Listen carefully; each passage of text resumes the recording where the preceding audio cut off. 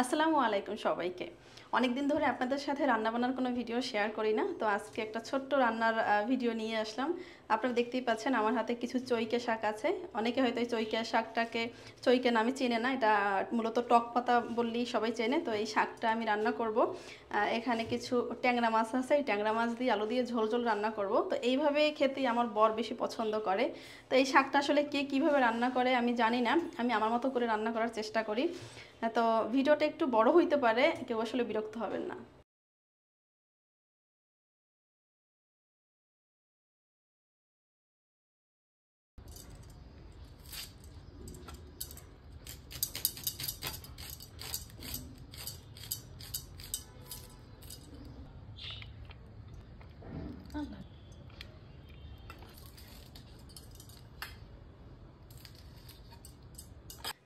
আসলে ভিডিওটা বড় হবে বিধায় আমি অফ ক্যামেরা সব কিছু ভালো করে কুটে নিছি। এখন শাকগুলোকে ভালো করে ধুয়ে তারপর রান্না বসাবো। আর আমার রান্নাটা কেমন হবে কমেন্টস করে জানাবেন।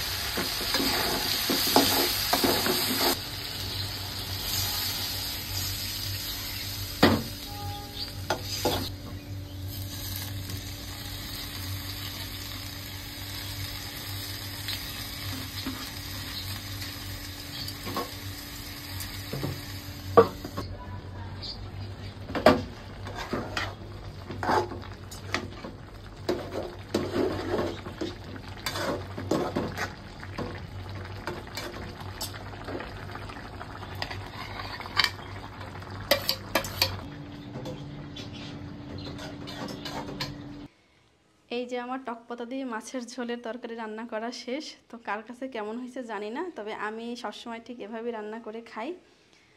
তো ভিডিওটা আর বড় করব না। যারা এতটা সময় ধৈর্য ধরে আমাদের ভিডিওটা দেখছেন তাদেরকে অসংখ্য ধন্যবাদ। আল্লাহ হাফিজ।